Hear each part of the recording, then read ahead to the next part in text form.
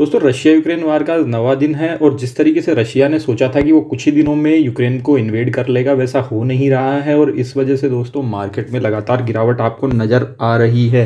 यहाँ पे दोस्तों कल क्योंकि एक्सपायरी थी तब तो मुझे लगा कि थोड़ा सा मार्केट संभलता हुआ नजर आया, बट आज फिर से मार्केट धड़ाम हुआ और एक सपोर्ट लेवल जो मार्केट का था उसको इसने तोड़ा और कहीं ना कहीं जाके क्लोजिंग लगभग सपोर्ट लेवल पे ले ली है।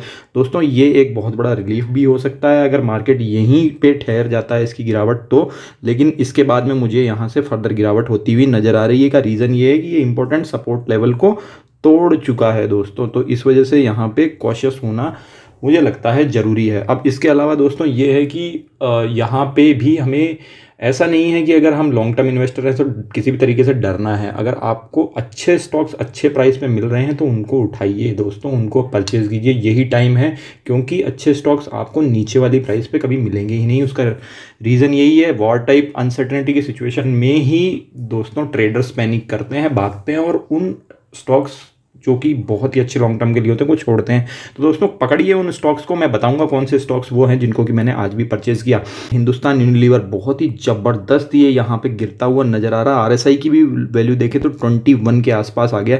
अब रीज़न क्या है दोस्तों? रीज़न यही है कि इस वॉर की वजह से इन्फ्लेशन सीधा सीधा बढ़ता हुआ नज़र आ रहा है, क्योंकि क्रूड की प्राइस $112 पर बैरल से भी ऊपर जा चुकी है। तो क्रूड की प्राइस जैसे जैसे बढ़ेगी वैसे वैसे ट्रांसपोर्टेशन के चार्जेस बढ़ेंगे, इन्फ्लेशन सीधा सीधा बढ़ जाएगा, क्योंकि यहाँ पे रॉ मटेरियल की और फिनिश्ड गुड की प्राइसेस भी बढ़ जाएगी, जो कि ट्रांसपोर्ट के एक जगह से दूसरी जगह पे जाता है कि प्राइसेस बढ़ जाएंगे, अल्टीमेटली इन्फ्लेशन बढ़ जाएगा। और यहाँ पे क्या होता है ना दोस्तों, कंपनीज की बैलेंस शीट में सीधा सीधा वो नहीं आ पाता, क्योंकि आप कंपनीज फिनिश्ड गुड की प्राइस उतनी नहीं बढ़ा पाती है जितना कि उनके रॉ मटेरियल की प्राइस एक साथ बढ़ जाती है, क्योंकि उससे उनकी डिमांड कम होने का खतरा रहता है। तो इस वजह से मार्जिन्स कम करने पड़ते हैं कंपनीज को और वहाँ पे उनके स्टॉक भी सीधे सीधे, क्योंकि अर्निंग पर शेयर कम हो जाएगा तो गिरते हुए नजर आते हैं। इसका बेस्ट एग्जाम्पल इस सिनारियो में हिंदुस्तान यूनिलीवर आपको नजर आ रहा है।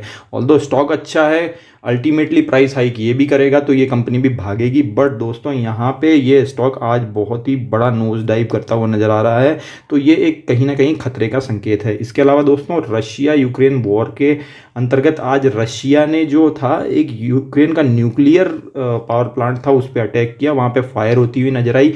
बहुत ही अच्छी बात एक ये है यहाँ पे कि उस फायर को लगभग थोड़ा बहुत कंट्रोल किया गया और किसी भी तरीके से न्यूक्लियर इमिशन नहीं हुआ, न्यूक्लियर रेडिएशन फैला नहीं, तो इस वजह से ये थोड़ा बहुत सेफ्टी की बात है। बट स्टिल इस तरह के वॉरफेयर अगर न्यूक्लियर वाले हो गए तो दोस्तों कहीं ना कहीं पूरे यूरोप पे उसका खतरा हो सकता है, यूरोप पूरा पूरा उसके नीचे दब सकता है न्यूक्लियर रेडिएशन की वजह से दोस्तों, तो ये एक खतरे की बात है। दोस्तों इन्फ्लेशन किस तरीके से बढ़ रहा है ये देखिए। 1 ईयर अगो $62.7 पर बैरल पे क्रूड ब्रेंट क्रूड की प्राइस थी, जो कि अब 112 से भी ऊपर हो चुकी है लोगों दोस्तों, लगभग डबल हो चुकी है। कोल की प्राइस अगर आप देखेंगे तो 87.5, ये लगभग 4 गुना से भी ज़्यादा बढ़ चुकी है। वीट की प्राइस भी अगर आप देखेंगे तो दोस्तों सीधी सीधी डबल की तरफ होती हुई नजर आ रही है। तो ये बेसिक जो कमोडिटीज़ हैं उनकी प्राइस बढ़ती हुई नजर आ रही है। और सोयाबीन की भी आप देख सकते हैं 1414 की प्राइस थी, जो कि 1677 है।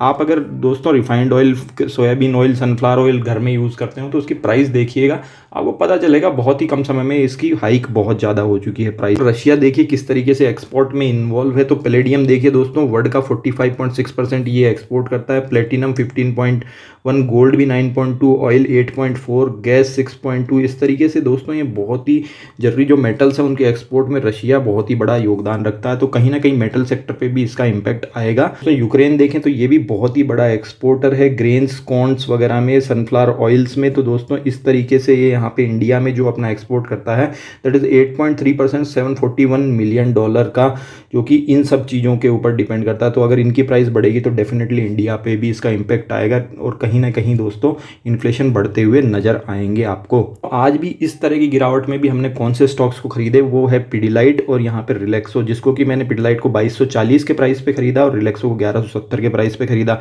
दोस्तों जिस तरीके से क्रूड की प्राइस बढ़ रही है, पिडिलाइट में आपको और भी ज़्यादा इम्पैक्ट दिख सकता है और भी नीचे आ सकता है। रिलैक्सो भी सीधा सीधा रबड़ से रिलेटेड है तो ये भी नीचे आ सकता है, बट दोस्तों हर गिरावट में इनको खरीदिए, ये ऐसे स्टॉक है जो कि आपको जनरली मौका नहीं देते हैं। इसके अलावा दोस्तों हेल्थ केयर सेक्टर को भी आप देख सकते हैं, हेल्थ केयर सेक्टर कोरोना जैसी पेंडेमिक में भी बहुत तेज भागा था, तो ये बहुत अच्छी पॉसिबिलिटी है कि ये आपको बढ़ता हुआ नज़र आए हेल्थ केयर सेक्टर के स्टॉक्स, जिनमें कि लाल पैथ लैब भी एक है।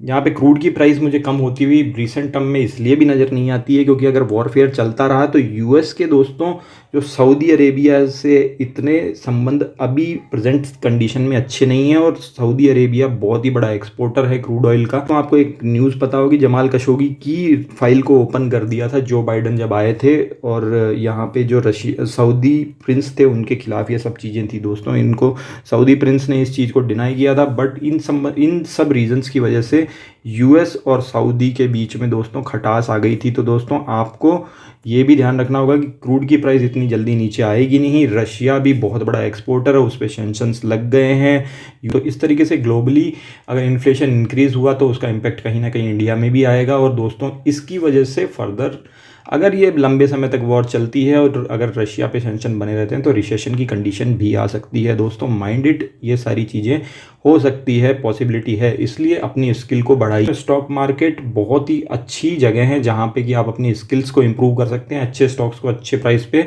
बाय कर सकते हैं, जिससे कि आपको बुरे समय में वो स्टॉक्स बहुत ही तेज़ी से भागते हुए नजर आएंगे, क्योंकि इन्फ्लेशन बढ़ेगा तो उससे ज़्यादा की प्राइस पे देर सवेर स्टॉक्स आ ही जाएंगे। बने रहिए आपके अपने चैनल फाइनेंशियल इंडिपेंडेंस के साथ। धन्यवाद।